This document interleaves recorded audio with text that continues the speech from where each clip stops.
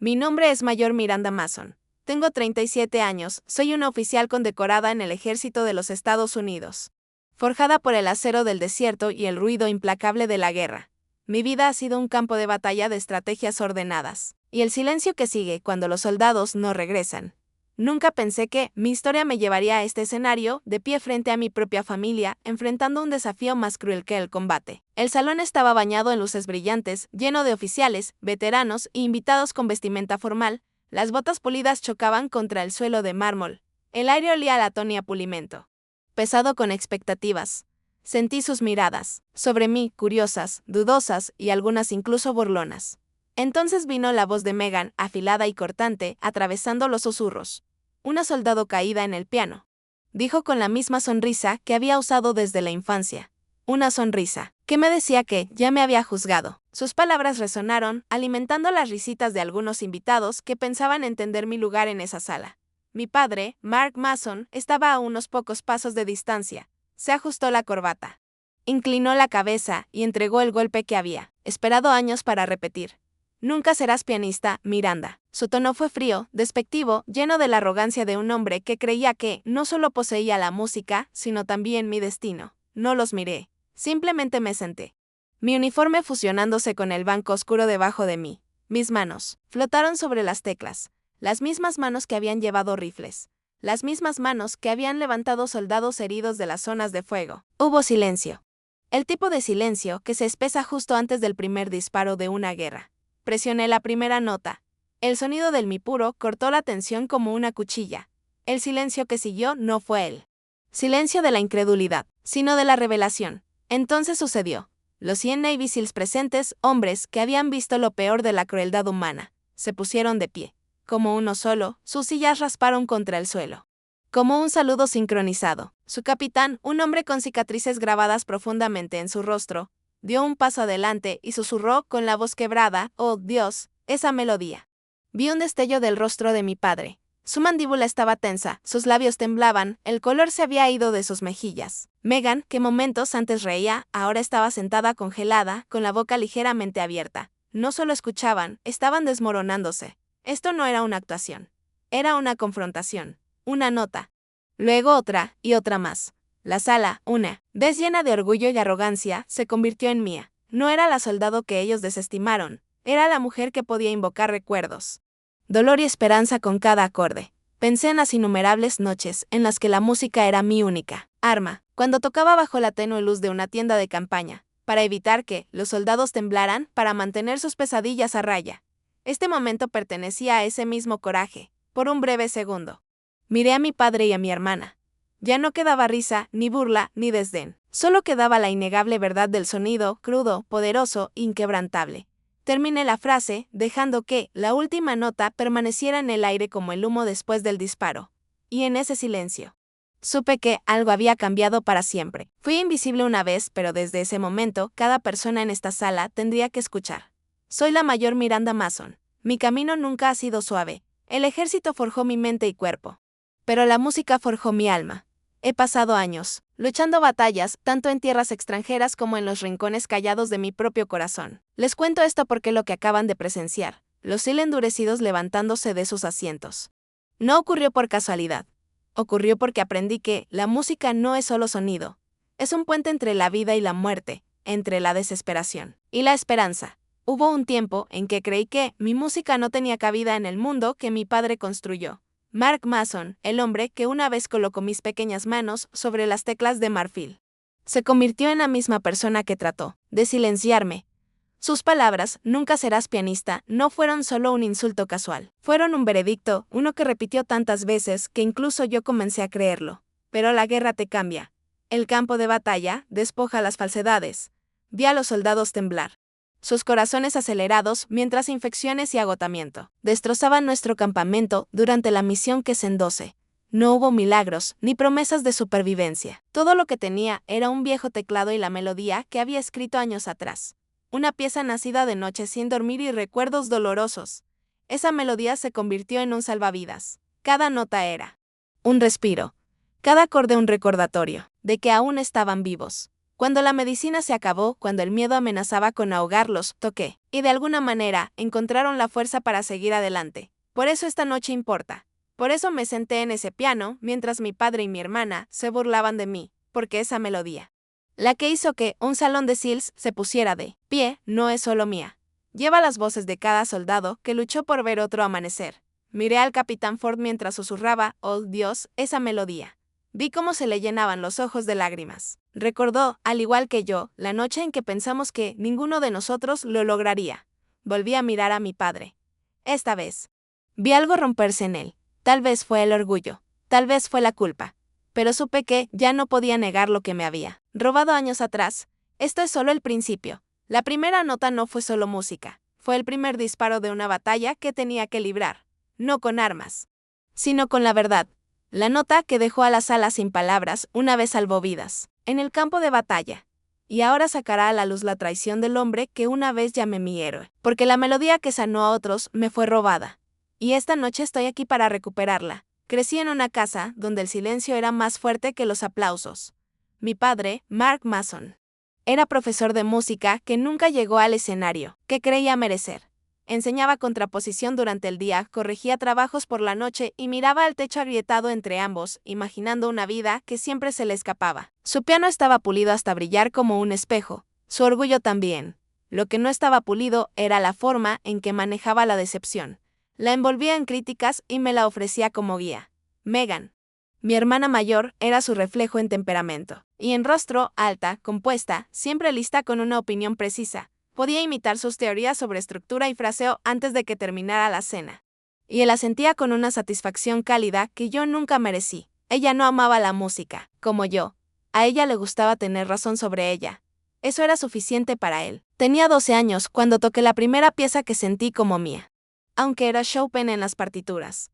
Recuerdo cómo la mano derecha flotaba sobre la melodía mientras la izquierda la anclaba. Como un leve retraso en el acorde dominante, dejaba espacio para respirar.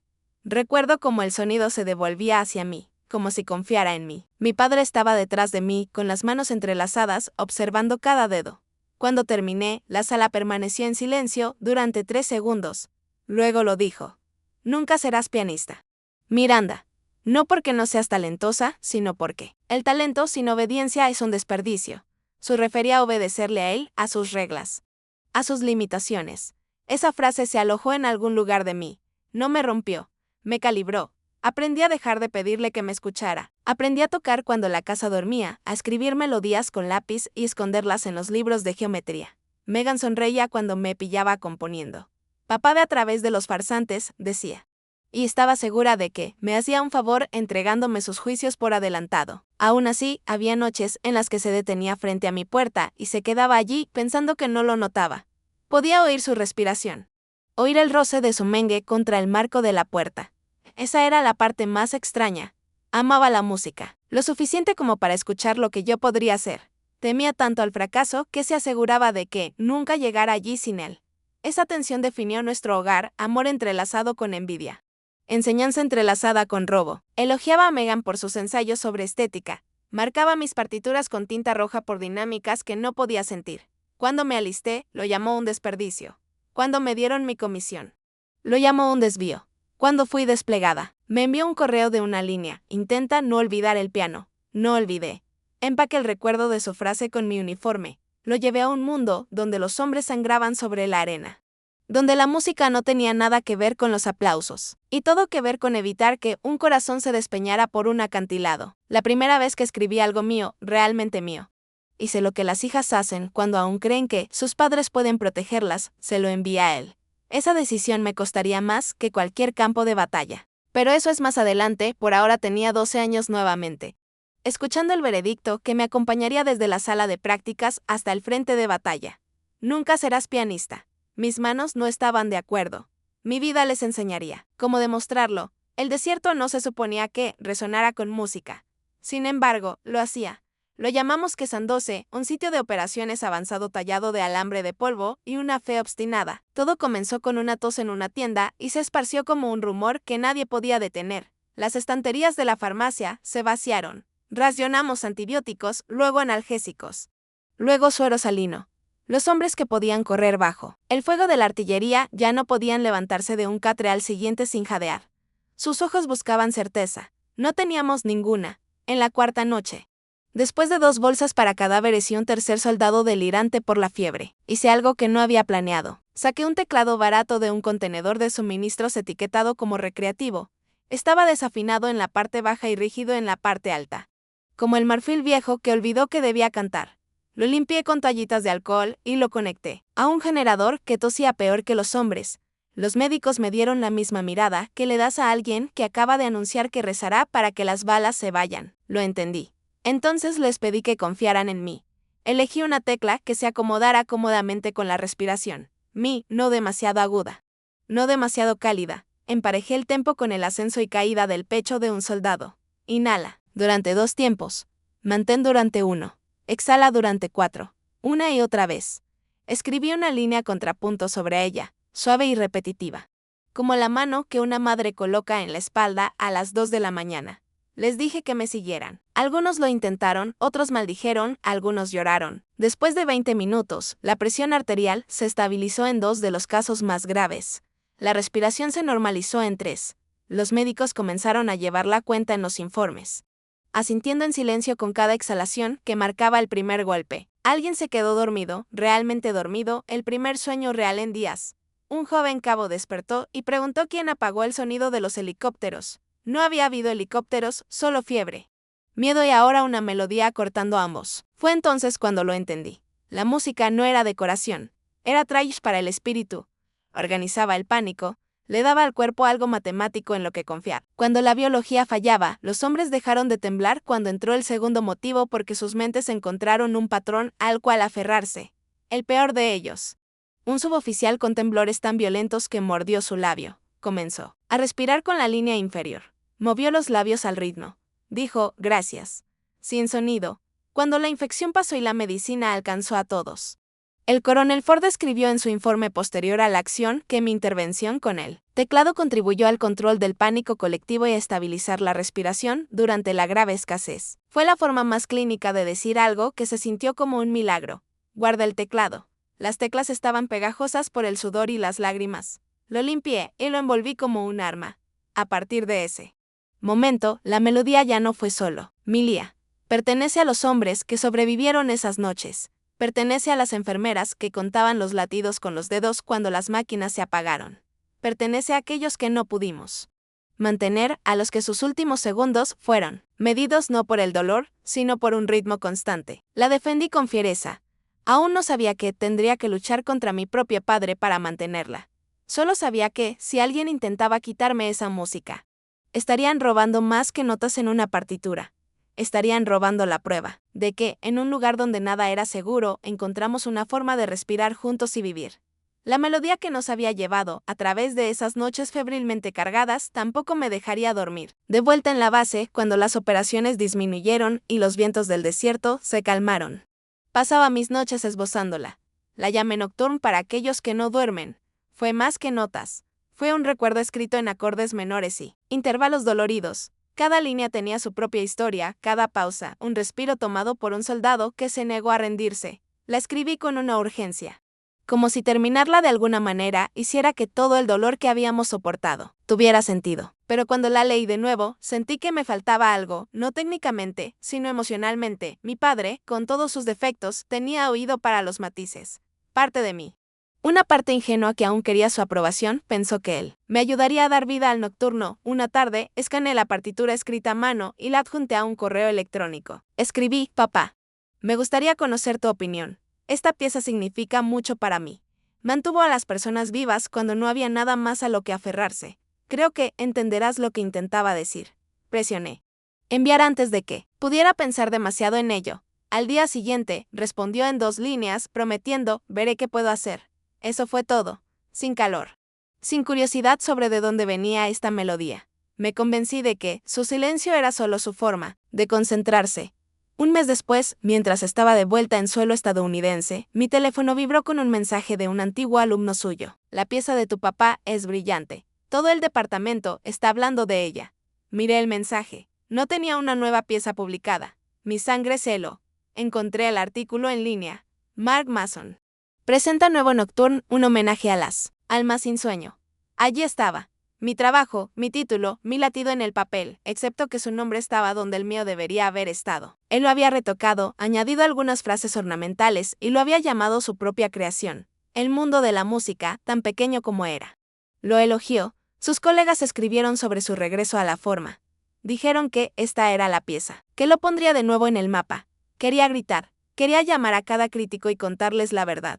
Pero cuando lo confronté, simplemente dijo: Miranda, tú me lo enviaste. Yo lo formé. Deberías estar orgullosa de que nuestro apellido esté adjunto a algo tan hermoso. Su voz era calma, como si la lógica pudiera borrar el robo. Estaba recién llegada de una misión, mis manos temblando. No por ira, sino por los temblores persistentes, del estrés postraumático. Estaba cansada, agotada y todavía atormentada por las caras de los que habíamos perdido. No tenía la fuerza para librar una guerra personal. Mi uniforme llevaba cintas por coraje, pero en casa me sentía pequeña. Así que me quedé en silencio. Dejé que él se llevara el crédito. Y cada artículo de felicitación que lo mencionaba se sentía como una bala rozando mi piel. Me dije a mí misma que no importaba. Que escribí la pieza para los soldados, no para el reconocimiento. Pero, en lo profundo, sabía que algo sagrado había sido robado. No se trataba de la fama, se trataba de la verdad, y la verdad había sido enterrada bajo la ambición de mi padre.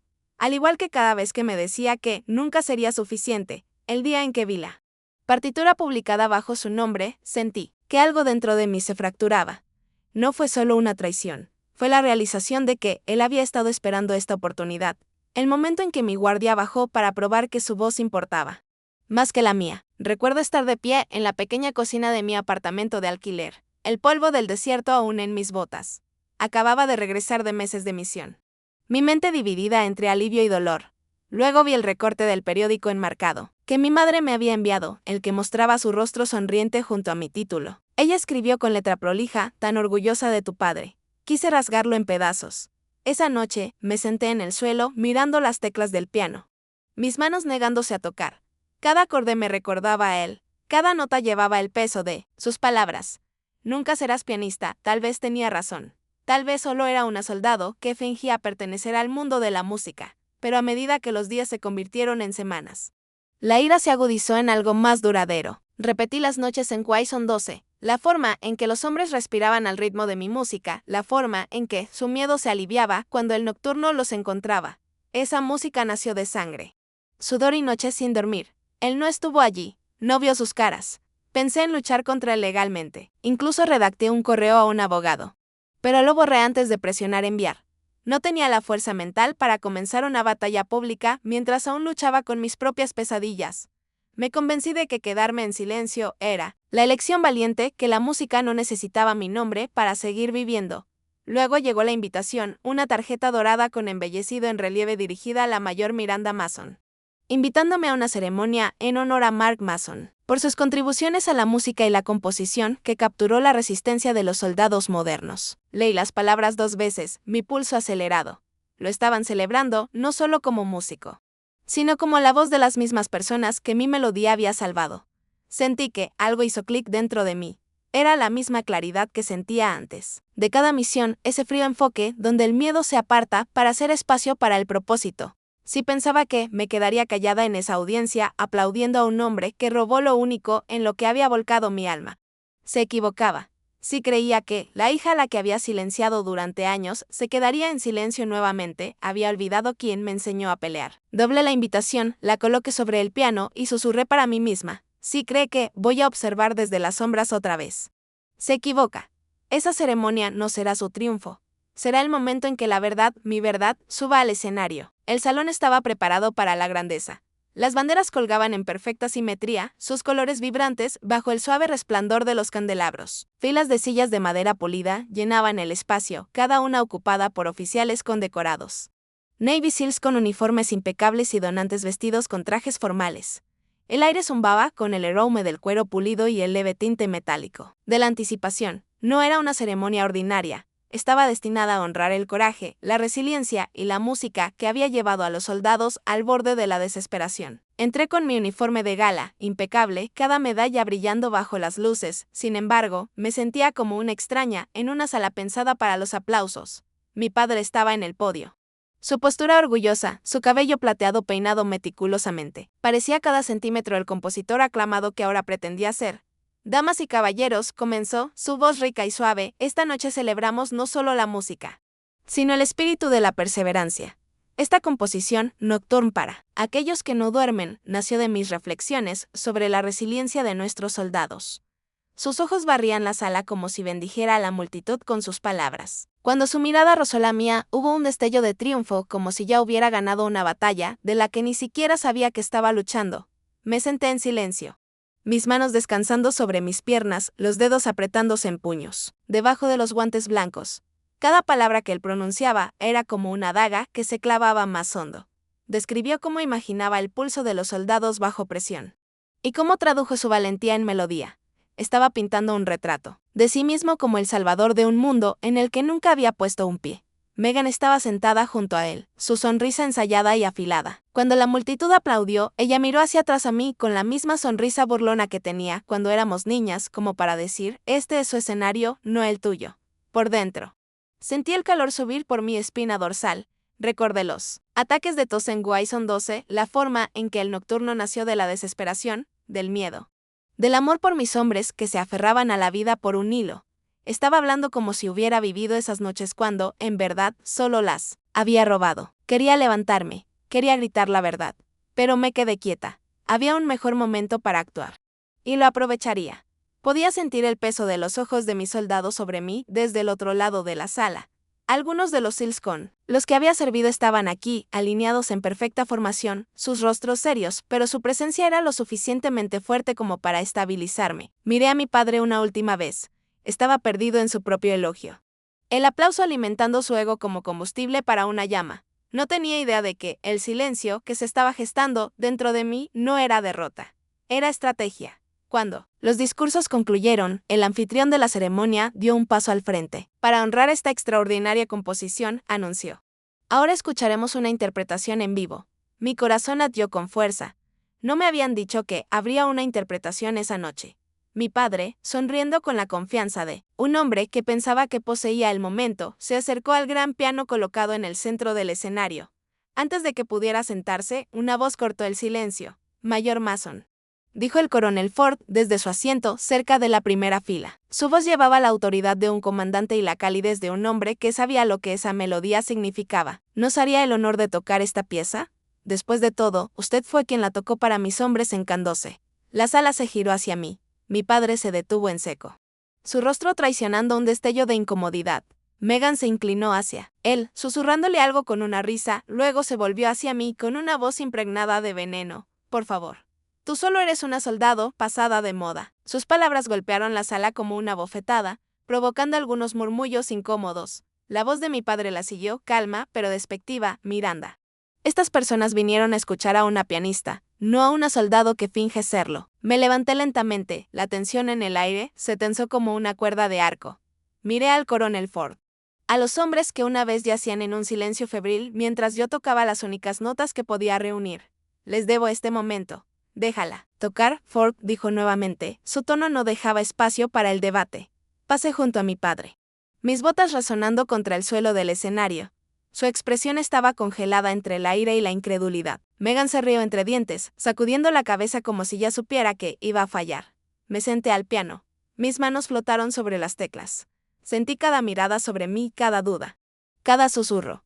Mi corazón se ralentizó para coincidir con el ritmo que una vez enseñé a los soldados. Inhala durante 2, mantén durante 1, exhala durante 4. Luego presioné la primera nota. Seguí el silencio.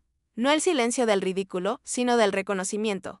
En mí resonó como la línea inicial de una confesión. No era solo un sonido. Era un recuerdo. Un salvavidas. El murmullo se detuvo. Toda la sala pareció exhalar. La melodía fluyó de mis dedos como el agua que rompe un dique. Cada nota llevaba el peso de noches sin dormir, de oraciones susurradas bajo un cielo sin estrellas. Cerré los ojos y dejé que mis manos guiaran a la sala a través del mismo viaje que había hecho con mis hombres. Los SEALs se movieron en sus asientos. Uno por uno, se levantaron como si los hubiera atraído un hilo invisible. 100 hombres, curtidos por la batalla y marcados por cicatrices. Ahora estaban de pie, firmes, sus ojos fijos no en el escenario, sino en el recuerdo que esta música había desenterrado de ellos. La respiración del capitán se detuvo audiblemente. «Oh Dios», susurró. Su voz temblando. «Oh Dios, esa melodía». Miré hacia arriba brevemente, lo suficiente para ver la onda de emoción extendiéndose por la multitud. Algunos donantes se secaron los ojos, confundidos por el nudo repentino en sus gargantas. Otros simplemente miraban, hechizados. La música los había alcanzado a todos, pero la reacción más reveladora fue la de mi padre. Estaba congelado, la mandíbula apretada. Su rostro pálido. Reconoció lo que estaba escuchando. Reconoció los matices, los detalles, el sutil latido que había tejido en la pieza. Detalles que solo el verdadero compositor sabría. A su lado, la sonrisa burlona de Megan se evaporó. Miró de mí a él. Sus ojos entrecerrándose con preguntas que nunca se había planteado. La sala ya no era su dominio. Ahora le pertenecía a la verdad vibrando en las cuerdas. Llegué al puente del nocturno, la parte que imitaba el patrón respiratorio de los 6 soldados, y sentí como la sala cambiaba nuevamente. Aquellos que conocían la historia detrás de ella. Ford y sus hombres lo entendieron. Estaban reviviendo esas noches, pero ahora sin miedo, solo con gratitud. Cuando el último acorde se suspendió en el aire, levanté las manos, pero no me incliné. No lo necesitaba. El silencio que siguió fue ensordecedor, un silencio lleno de realización y respeto. En ese momento, supe que había reclamado algo más valioso que los aplausos. Había reclamado mi voz, mi historia. La verdad robada de mi padre. Esa noche, la justicia comenzó a despertar. Los aplausos de la ceremonia aún resonaban en mis oídos mientras me alejaba del escenario esa noche. No fue una victoria, solo fue el primer disparo. Conocí a mi padre, no se quedaría callado después de ser desenmascarado, aunque nadie hubiera dicho la verdad en voz alta. Su orgullo lo haría luchar con más fuerza, y yo tenía que estar lista. Comencé a reunir cada pieza de evidencia que pudiera probar que el nocturno era mío. Excavé en el disco duro que había llevado a través de las misiones. Allí estaba. El archivo MIDI original de Nocturne para aquellos que no duermen, guardado, con la marca de tiempo del portátil del generador de los campos del desierto. Cada nota coincidía con la pieza que él había publicado bajo su nombre. Encontré el correo que le envié adjuntando el manuscrito escaneado. Mi firma aún visible en la esquina inferior de la partitura. Durante días seguí cada huella digital. Las grabaciones de Kaison 12 aún estaban almacenadas en una carpeta de respaldo. Las voces de los médicos se oían débilmente en el fondo. Las quemé en un disco. Cada documento se sentía como una bala, que eventualmente dispararía, no para herir, sino para exponer la verdad. Cuando lo confronté nuevamente, estaba listo. «Estás cometiendo un error, Miranda», dijo, recostándose en su silla. Su tono suave pero afilado.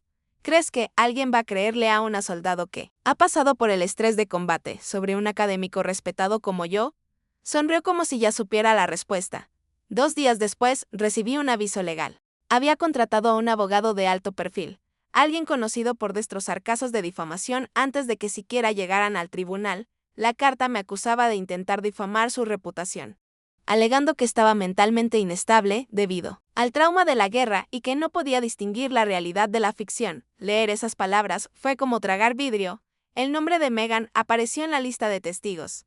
Ella debía testificar que nuestro padre siempre había sido el compositor, que yo había fantaseado ser como músico. La llamé, mis manos temblando.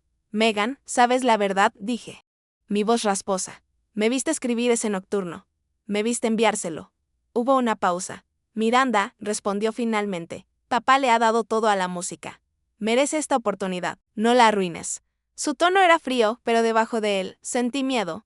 Miedo de perder su aprobación. Miedo de salir de la sombra en la que siempre había dependido. Esa noche, me quedé mirando la pila de evidencia sobre mi escritorio. Pensé en todas las veces que me había quedado en silencio para mantener la paz. Pero esto ya no se trataba solo de mí. Se trataba de los hombres que habían respirado a través de esa melodía, sobre la verdad que merecía ser escuchada. Me juré a mí misma que no me retiraría, aunque eso significara destrozar lo poco de familia que me quedaba. Los días previos a la primera audiencia legal se sintieron más pesados que cualquier misión en la que hubiera estado. Me encontraba recreando las noches en Kaison 12. Los rostros febrilmente pálidos de los soldados tumbados bajo mantas delgadas, sus cuerpos temblando mientras la infección se extendía. Aún podía ver la forma en que me miraban cuando me sentaba en ese teclado roto, mis manos temblando, intentando reunir suficiente fuerza para tocar. Una noche, llamé al capitán Ford. Su voz era firme, como si los años no hubieran borrado su memoria de ese lugar. «Mayor Mason», dijo, «yo testificaré. Todos lo haremos si nos necesitas. Sabemos lo que esa música hizo por nosotros. Estamos vivos gracias a ella. Escucharle decir eso despertó algo profundo en mí. Ya no se trataba de la traición de mi padre, se trataba de honrar a los que confiaron en mí cuando el mundo se desplomó a su alrededor. Recopilé declaraciones de testigos de los médicos y soldados que habían sobrevivido al brote. Recordaron cómo el ritmo lento del nocturno les ayudaba a regular la respiración, cómo les distraía del dolor lo suficiente como para que la fiebre cediera. Una de las enfermeras lo describió como un salvavidas en forma de sonido. Otro soldado escribió cuando la mayor Mason tocó: creí por primera vez que podría volver a casa. El equipo legal de mi padre respondió con una confianza pulida. Descartaron estos testimonios como exageraciones emocionales y eventos mal recordados. Intentaron cambiar la narrativa, pintándome como una mujer que buscaba validación a través de un reconocimiento robado. Leer sus declaraciones me hizo hervir la sangre, pero tenía más que historias, tenía hechos, tenía el archivo MIDI, con la marca de tiempo, la partitura manuscrita original y la cadena de correos electrónicos que demostraba que él había recibido mi borrador. Incluso tenía una grabación del teléfono de un médico donde se escuchaba mi voz contando el tempo mientras tocaba. Aún así, la presión aumentaba. El silencio de Megan fue el golpe más duro. Ya no respondía a mis llamadas. Su lealtad hacia nuestro padre parecía absoluta y no entendía cómo podía quedarse allí mientras él borraba mi nombre de lo que yo había creado. La noche antes de la audiencia, me senté sola en mi piano.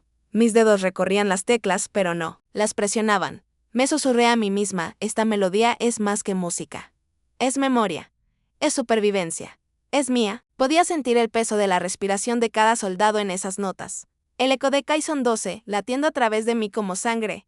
Estaba lista. La batalla legal no solo se trataría de probarla propiedad, se trataría de recuperar mi voz, de contarle al mundo quién era realmente y lo que había soportado. Se fijó la primera fecha del juicio. Mi padre estaría allí, pulido y confiado, listo para pintarme como rota. Pero yo tenía algo que él no: la verdad y la fuerza de aquellos que vivieron gracias a mi música. El conflicto ya no era solo una lucha por el reconocimiento, era una lucha por la justicia. La sala del tribunal estaba fría, iluminada por la luz estéril de las lámparas superiores. Los bancos de madera pulida estaban llenos de espectadores, periodistas, representantes militares y algunas caras familiares del equipo SEAL. Estaba de pie detrás de mi abogado. El peso de mi uniforme como armadura, aunque por dentro sentía el temblor de la anticipación. Mi padre estaba sentado al lado opuesto, su traje bien planchado, su expresión cuidadosamente elaborada. Su abogado, un hombre alto con una calma depredadora, comenzó con una declaración diseñada para derribarme, antes de que pudiera hablar. Damas y caballeros, dijo, lo que tenemos aquí no es un robo, sino una confusión. Mi cliente, el profesor Mark Mason, es un compositor respetado. Su hija, aunque sin duda valiente en su servicio militar, sufre de estrés postraumático. Ha recordado mal los hechos y ahora cree que escribió una pieza de música que, en realidad, fue completamente obra de su padre. Cada palabra me hizo apretar la mandíbula con más fuerza. Mi padre asintió, su rostro dispuesto en una solemne decepción, como si yo fuera la que estuviera empañando el nombre de la familia. Luego presentaron su evidencia, un manuscrito impreso con sus anotaciones, correos electrónicos con fecha retroactiva que decían probar que él había comenzado la composición meses antes de que yo le enviara mi archivo. Era una mentira cuidadosamente construida, diseñada para socavar mi credibilidad. Cuando llegó mi turno, me levanté lentamente. Mi abogado me entregó el pendrive con mi prueba.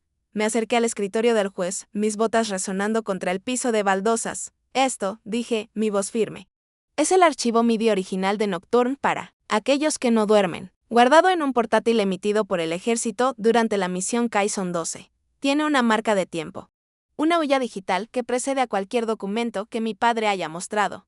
El juez se inclinó hacia adelante mientras el experto técnico conectaba el pendrive a una computadora. La pantalla se iluminó con mi archivo, los metadatos bajaban. Fecha de creación, 17 de abril, 0200 horas UTC, leyó el experto en voz alta. El abogado de mi padre se tensó, pero no había terminado. También tengo esto, dije, sacando un pequeño grabador. Una grabación de campo de la tienda médica. Pueden escuchar a los hombres respirando al ritmo de la melodía. Y pueden escuchar mi voz contando, guiándolos a través de cada compás. La grabación se reprodujo, llenando la sala del tribunal con el suave zumbido del teclado, la respiración trabajosa de los soldados y mi propia voz diciendo, mantener durante. De nuevo un silencio se extendió por la sala. Los espectadores se movieron incómodos, algunos se secaron los ojos. Mi padre miró hacia abajo, sus manos tensas. Su máscara agrietándose por primera vez. No sentí triunfo, solo una claridad sombría. No había venido aquí para humillarlo, pero la verdad estaba despojando cada ilusión que él había construido. Luego, justo cuando pensaba que el silencio podría sentarse como el polvo, Megan se levantó. Mi corazón dio un brinco. Ella había estado en silencio durante semanas, alineada con mi padre, lista para testificar en mi contra. Pero ahora sus manos temblaban, mientras sacaba un pequeño USB de su bolso. Su señoría, dijo. Su voz temblando. Tengo algo que agregar. La sala se agitó. El abogado de mi padre intentó objetar, pero el juez levantó la mano. Proceda. Megan caminó hacia adelante, cada paso más pesado que el anterior. No miró a nuestro padre. Sus ojos encontraron los míos, abiertos e inciertos, pero llenos de algo que no había visto desde que éramos niñas. Coraje. Este USB, continuó, contiene una copia escaneada de la partitura manuscrita original de Miranda. La guardé en mi laptop hace años, la noche en que ella se la envió a papá. No le di mucha importancia en ese momento, pero no puedo seguir pretendiendo. Sentí que me faltaba la respiración. Megan siempre había sido la leal, la hija perfecta que repetía cada palabra de nuestro padre. Que ella estuviera aquí desafiándolo significaba que las grietas en sus mentiras también habían llegado a su corazón. El juez examinó los archivos de su USB. El rostro de mi padre se puso pálido, sus manos aferrándose al borde de la mesa como si fuera lo único que lo mantenía erguido. Megan, dijo, su voz rota. ¿No entiendes? No, papá, lo interrumpió, su voz quebrada. Sí entiendo. He estado callada toda mi vida, pero esto está mal. Miranda escribió esa música. La vi escribirla. La vi enviártela. Su boca se abrió. Pero no salieron palabras. Lo vi más pequeño, como si la verdad lo hubiera encogido. Lo hubiera bajado del pedestal que él mismo había construido. Los espectadores susurraban entre ellos. Algunos me miraban con simpatía. Otros con asombro. Mi abogado me puso una mano reconfortante en el hombro, pero mantuve mi mirada fija en Megan. Le hice el más pequeño de los gestos de gratitud. Los últimos momentos de la audiencia se sintieron como el lento avance de una tormenta a punto de estallar. El juez revisó la evidencia, hojeando las páginas y archivos digitales con cuidadosa deliberación. La sala del tribunal estaba en silencio, excepto por el suave zumbido de las luces superiores. Cuando llegó el veredicto, cayó como un peso que se levantaba de mi pecho. El tribunal reconoce a la mayor Miranda Mason como la única autora de Nocturne para aquellos que no duermen. Todos los derechos de autor y asociados serán transferidos a su nombre.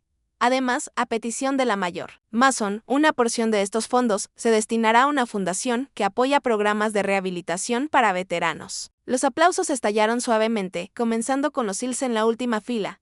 Algunos de ellos se levantaron, saludándome con silencioso orgullo. Mi padre permaneció inmóvil. Su rostro una mezcla de incredulidad y algo mucho más frágil, arrepentimiento. Me acerqué a él después de la sentencia.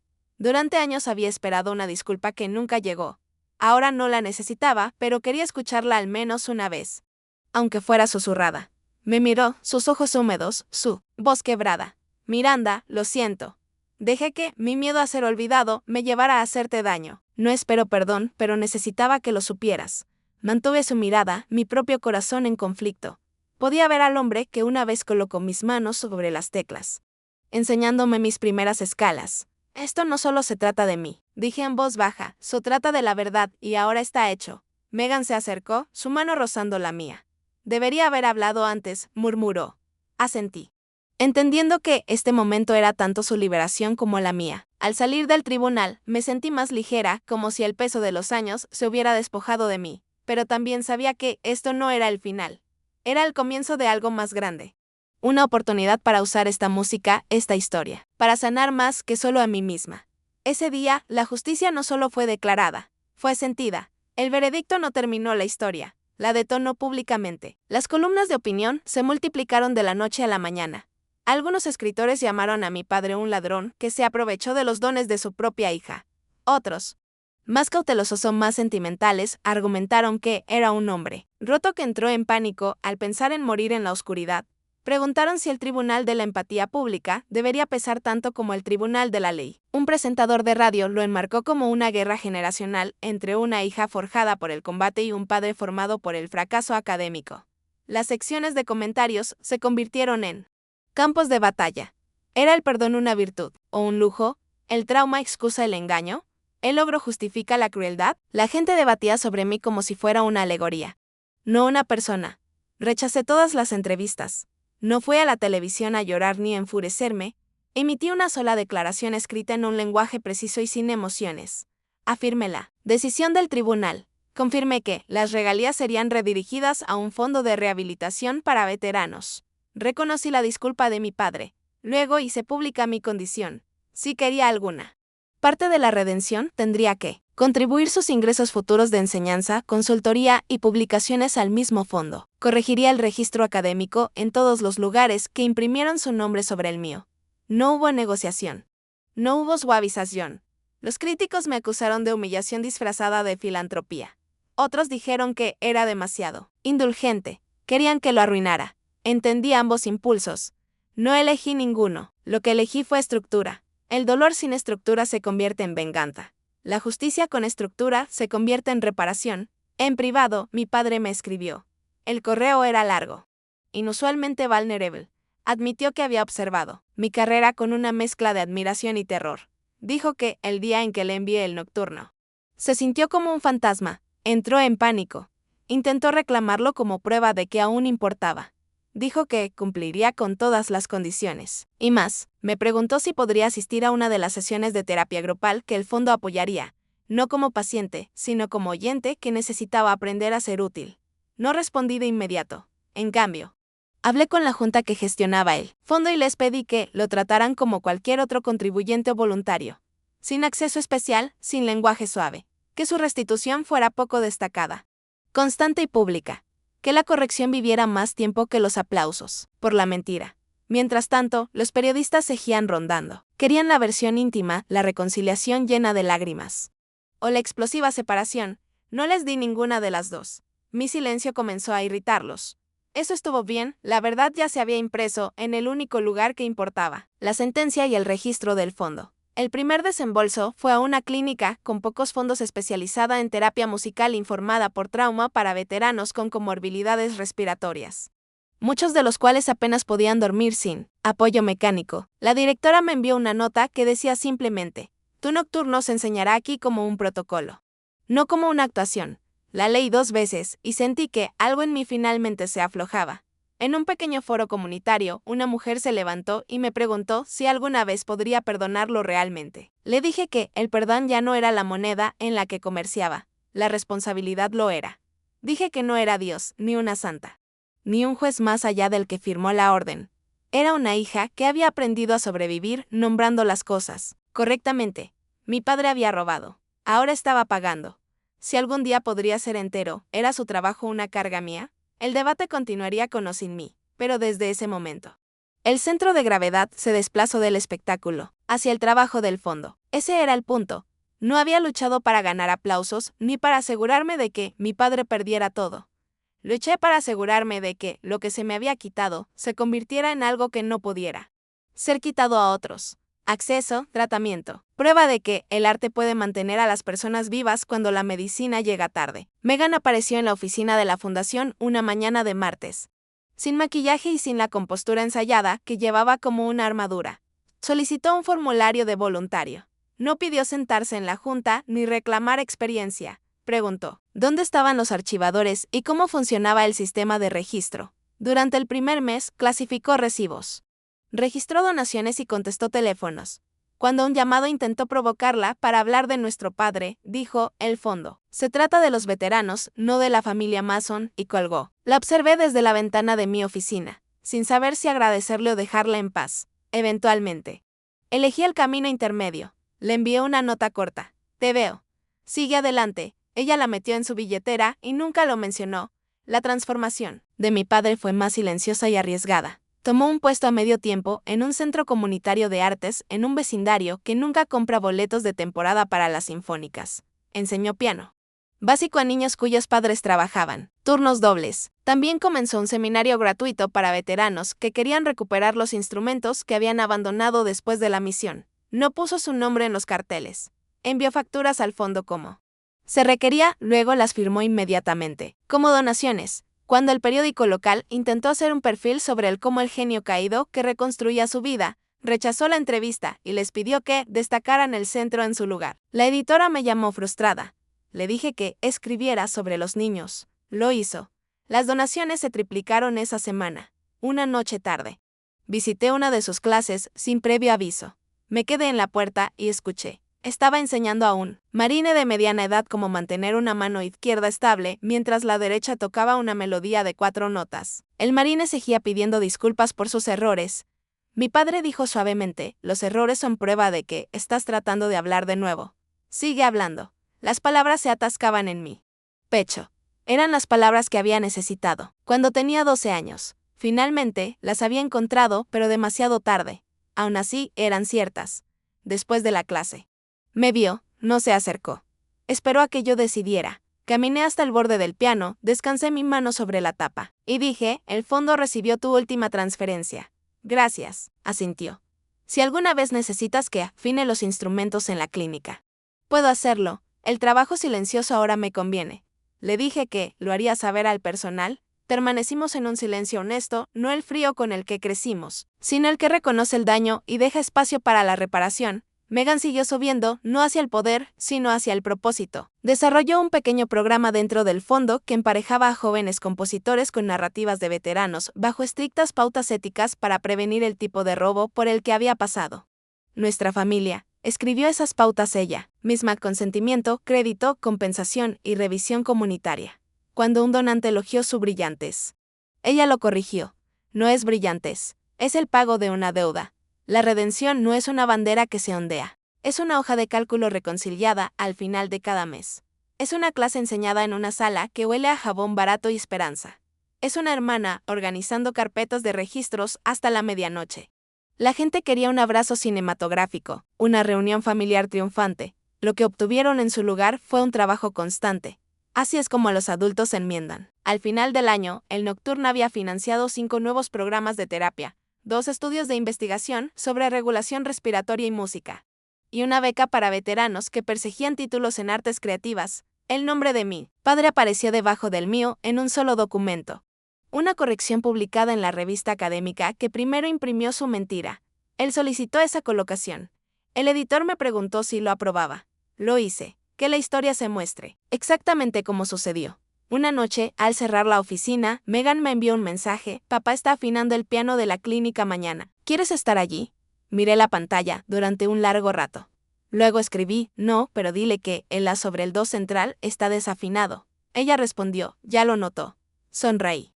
Cerré la puerta con llave y salí a la tranquila calle. La melodía que antes rompía una sala en silencio, ahora financiaba la reconstrucción de vidas. Ese fue el único final que siempre quise. Estaba sentada al piano de cola en la sala de terapia grupal, el que mi padre ahora afinaba los jueves. Las paredes eran de un azul suave. El tipo elegido para facilitar la respiración. En la pizarra blanca se listaban los objetivos de la semana. Regular, reestructurar, reconectar. Una docena de veteranos rodeaban el piano en sillas plegables, sus cuerpos contando diferentes versiones de la misma historia. Hombros rígidos, ojos cautelosos. Manos que se flexionaban cuando la sala se volvía demasiado silenciosa. Coloqué mis dedos sobre las teclas y sentí la vibración de la madera bajo el peso de lo que la melodía se había convertido. Esta es la pieza que usamos en Caisson 12, dije, mi voz tranquila. No está aquí para agitar su trauma. Está aquí para darle a su respiración algo a lo que aferrarse. Les pedí que escucharan el primer compás. Luego les pedí que respiraran con él. Inhalen durante 2, mantengan durante 1, exhalen. Durante 4, otra vez. La sala cambió cuando los cuerpos encontraron ritmo. El pánico es ruido. La música, cuando se usa con cuidado, es estructura. Comencé el nocturno como una actuación, pero como un protocolo. El registro bajo se asentó primero, marcando el ritmo. La mano derecha flotó. No para impresionar, sino para calmar. Un sargento con una cicatriz atravesando su ceja cerró los ojos y contó silenciosamente con los dedos. Un enfermero de la marina presionó su palma sobre su pecho y desajustó su mandíbula. Al otro lado del círculo, una mujer que no había hablado en 2 sesiones. Levantó la cabeza por primera vez y miró mis manos como si estuviera leyendo un idioma que casi recordaba. El capitán Ford estaba sentado cerca de la parte trasera, con los brazos cruzados, no como un comandante, sino como un testigo. Cuando llegamos al puente, el patrón respiratorio codificado en melodía, sus ojos brillaron.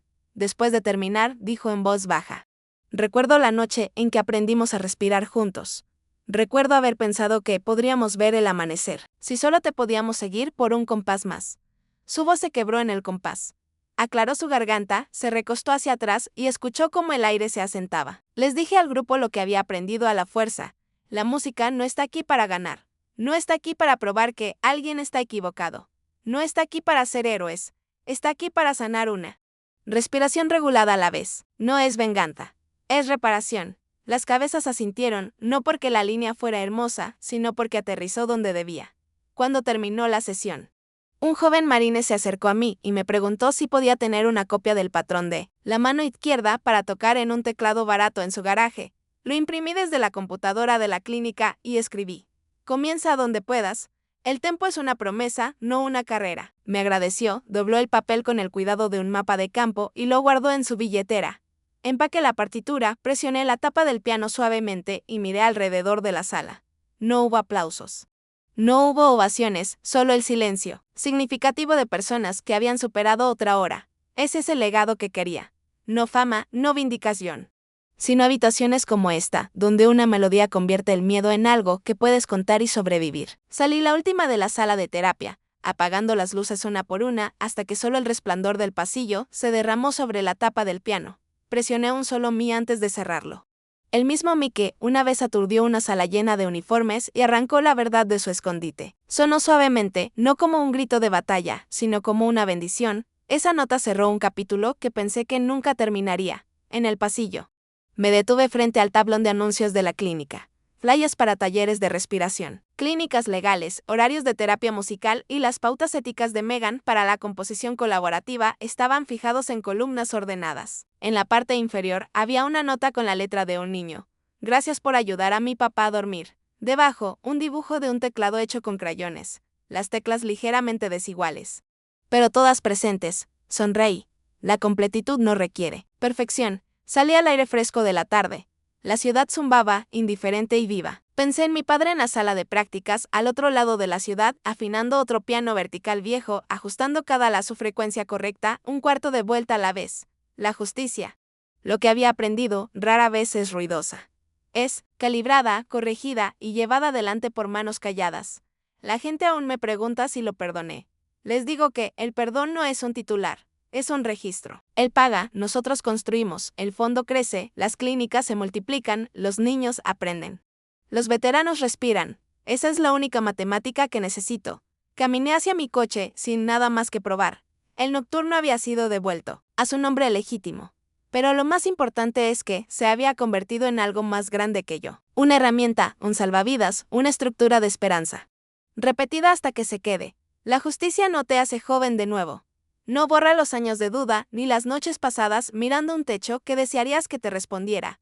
La justicia devuelve el nombre correcto a lo que es tuyo y luego te pregunta qué vas a hacer con él. Respondí de la única manera que sabía, lo convertí en una forma para que otros respiraran. Miré hacia atrás.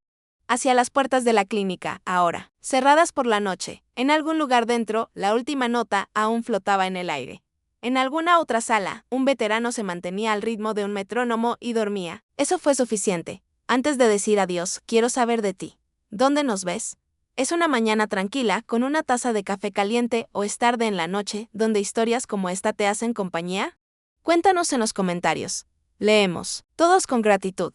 Si esta historia te llegó, considera suscribirte. No solo para escuchar más, sino para unirte a una comunidad que aún cree en la amabilidad, la sanación y las segundas oportunidades. Gracias por darme tu tiempo hoy. Donde quiera que estés, espero que lleves esta melodía contigo. Y recuerda, a veces el milagro no llama a tu puerta. Espera pacientemente y con firmeza hasta que estés listo para abrir tu corazón. Cuídate y nos veremos en la próxima historia.